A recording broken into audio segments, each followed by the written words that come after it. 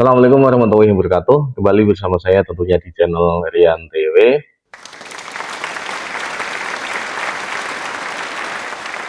Pemilu tahun 2024 nanti akan memilih calon presiden dan wakil presiden. Dan tentunya pemilu tahun 2024 nanti akan berbeda dengan pemilu-pemilu di tahun 2019 kemarin. Kalau 2019 kemarin ada seorang Jokowi sebagai incumbent ya, yang masih mempunyai magnet yang kuat ataupun mempunyai pendukung yang kuat saat itu, sehingga eh, pemilu saat itu cuman ada dua calon presiden yang terkuat, yaitu antara Jokowi dan Prabowo, sama seperti tahun 2014 sebelumnya. Nah, untuk tahun ini ya, tahun 2019 ini itu ada tiga calon yang terkuat ya, yaitu Ganjar Pranowo, Prabowo, dan Anies Baswedan. Dan kemungkinan tahun 2024 nanti akan ada tiga pasangan calon presiden dan calon wakil presiden. Dan ketika nanti ada tiga pasangan, kemungkinan pasti tidak ada calon yang mutlak mempunyai semacam kekuatan penuh seperti tahun 2019 kemarin. Makanya kemungkinan akan bisa terjadi pemilu dua putaran. Nah, nanti yang akan menjadi ikut dua putaran itu Prabowo ataupun Ganjar ataupun Anies. Kita juga nggak tahu, karena kemungkinan Anies pun bisa menang ya, masuk putaran kedua. Itu bisa terjadi saja karena politik masih cair sekali ya. Kemudian orang itu masih bisa berubah pikiran, masih lama juga sih ya, masih 1 tahunan. Makanya tahun ini itu tahun politik, dimana setelah hari raya ini kita bisa melihat ya, banyak sekali para ketua umum partai politik itu saling berkunjung, kemudian saling semacam jadi dari banyak, jadi tahun politik ini setelah lebaran, jadi setelah lebaran ini banyak sekali para ketua umum itu saling berkunjung satu sama lain, yang sebelumnya itu bukan dalam satu koalisi. Katakanlah kemarin ada koalisi perubahan yang terdiri dari tiga partai, kemudian ada KIR, kemudian ada KIB, yang masih sendiri itu kemarin siapa, PDIP. Cuman setelah hari raya ini dan setelah momen ya, pendeklarasian Ganjar kemarin, partai ini masih sangat kebingungan ya, bingung sekali ya. Jadi koalisi pun semakin ambiar ya sepertinya ya. Yang kemarin itu KIR cuman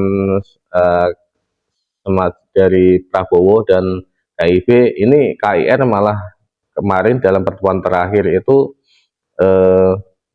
gabung ya, bukan gabung, semacam berdiskusi, bertemu ya, bertatap muka dengan Golkar. Dan ini malah semakin membuat semacam kebingungan di masyarakat. Sebenarnya apa sih yang membuat partai-partai ini bingung ya?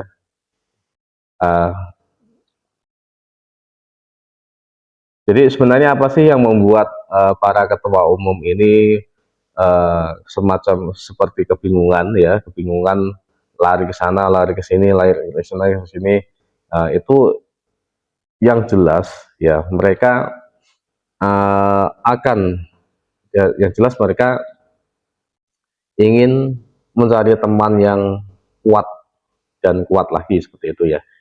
Jadi dirasa ketika berada di koalisi kemarin itu belum aman. Jadi karena ini, jadi kemarin juga ada dari koalisi Indonesia Bersatu itu juga P3 itu juga sudah mendeklarasikan salah satu yang mendeklarasikan Ganjar Pranowo untuk menjadi calonnya, kemudian disusul kemudian kemungkinan PAN. Makanya di koalisi Indonesia Bersatu ini nanti yang belum menyatakan ya dukungannya itu kan Golkar. Jadi Golkar ini masih semacam ingin menguatkan diri dan ingin mencari aman ya, bukan mencari aman, ingin mencari sebuah kekuatan baru kemungkinan ya, karena kemarin juga ketemu dengan KIB, kemudian sebelumnya ketemu dengan Partai Demokrat. Saya rasa itu bukan deal to deal untuk membahas tentang keamanan ketika pilpres saja atau pemilu saja. Saya rasa ada momen ya kepentingan pribadi, karena itu ya yang jelas seperti itu ya, momen kepentingan pribadi untuk membahas bagaimana nasib mereka berdua seperti itu. Makanya kalau berhubungan dengan ini ya, jadi calon yang terkuat untuk menjadi presiden dan yang sudah mendeklarasikan itu kan ada 3 atau dideklarasikan ya. Jadi dari Gerindra itu ada Prabowo, dari PDIP ada Ganjar, dan dari koalisi perubahan itu dari Nasdem itu ada Anies Baswedan. Dan ini sampai sekarang itu masih kebingungan untuk menentukan siapa cawapresnya. Kalau kita berlari merujuk ke pemilu tahun 2019 kemarin itu kan kita bisa melihat bahwa cawapres terpilih dari Jokowi ya, dari partai PDIP itu kan Ma'ruf Amin, yang sampai sekarang masih menjadi cawapres, yang sampai sekarang masih menjadi wakil presiden ya. Jadi, dan itu pun kemarin itu ditentukan dalam waktu yang lumayan singkat, karena memang melihat situasi politik saat itu ya, yang sebelumnya diberitakan yang santer sekali itu kan sebenarnya yang akan menjadi wakil itu kan Mahfud MD, dan itu sudah real. Mahfud MD sudah semacam dipanggil, kemudian sudah ganti pakaian dan siap-siap sudah berada di istana seperti itu. Cuman dalam hitungan detik ya, hitungan menit saja sudah terjadi perubahan seperti itu. Makanya dengan situasi politik yang sangat berubah seperti ini, yang sangat liquid seperti ini, ya bagaimana kondisi tahun depan ya, ketika sudah mendekati pemilu itu, saya rasa itu sangat semacam apa ya, semacam kemungkinan terjadi sebuah perubahan yang lumayan besar ya. Makanya para yang sudah dideklarasikan menjadi capres ini sangat hati-hati memilih cawapres, karena momentum ke depan itu sangat berbeda sekali ya. Apakah nanti yang akan dipilih itu adalah calon yang terkuat ya dari survei-survei yang menjadi cawapres ya, atau apakah nanti yang akan dipilih itu adalah partai ya, ketua umum dari partai-partai yang menjadi koalisi.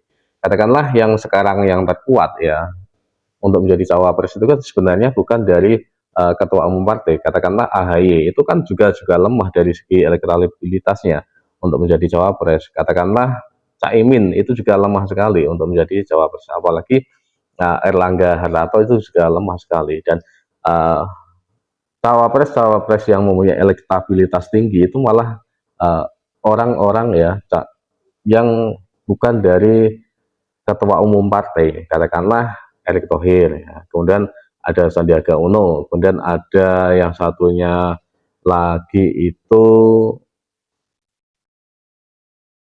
Mahfud MD yang kemarin momentum menjadi orang yang tegas dalam usaha memberantas korupsi seperti itu ya. Itu kan semuanya bukan dari ketua umum, bahkan ada yang bukan dari anggota partai manapun ya, seperti itu. Kayak seperti Erick Thohir itu kan tidak tergabung dalam partai politik manapun ya, sebagai menteri yang profesional ya, dianggap dari profesional seperti itu.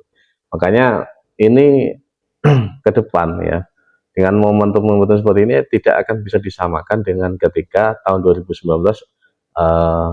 Jokowi memilih Ma'ruf Amin untuk menangkal kaum radikal saat itu.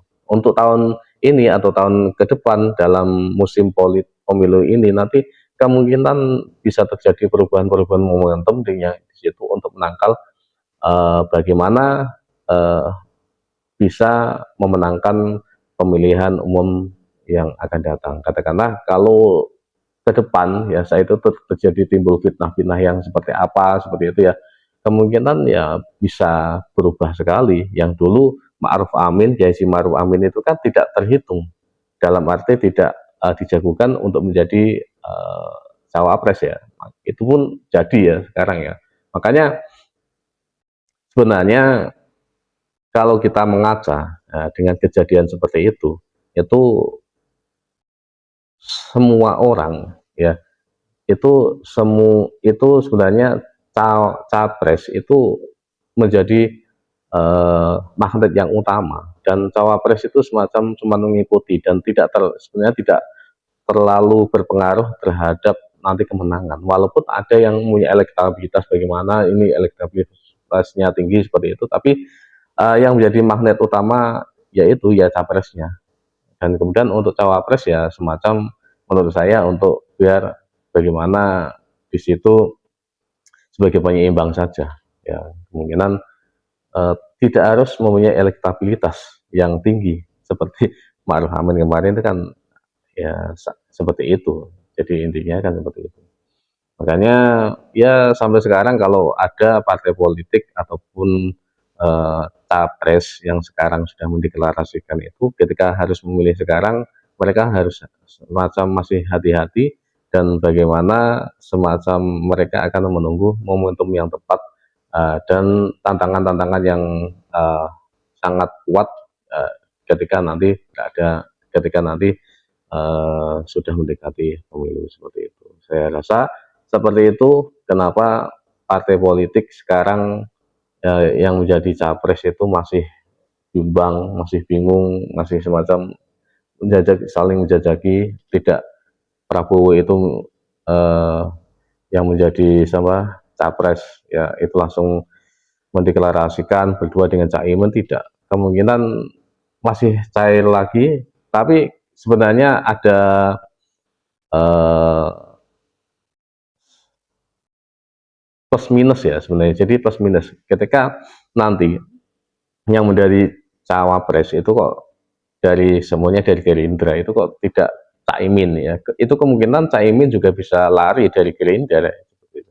Kemudian dari koalisi perubahan yang nanti ketika yang menjadi cawapres itu kok bukan dari ketua umum partai politik ya, katakanlah AHY, itu kemungkinan bisa AHY pun bisa lari ya, berubah koalisi ya seperti itu masih bisa kemungkinan sekali ya. Oke, itu kemungkinan yang bisa saya sampaikan terkait masalah bimbangnya para capres-capres ini untuk memilih cawapresnya, untuk memilih pasangan hidupnya selama 5 tahun ke depan. Terima kasih dari saya. Assalamualaikum warahmatullahi wabarakatuh.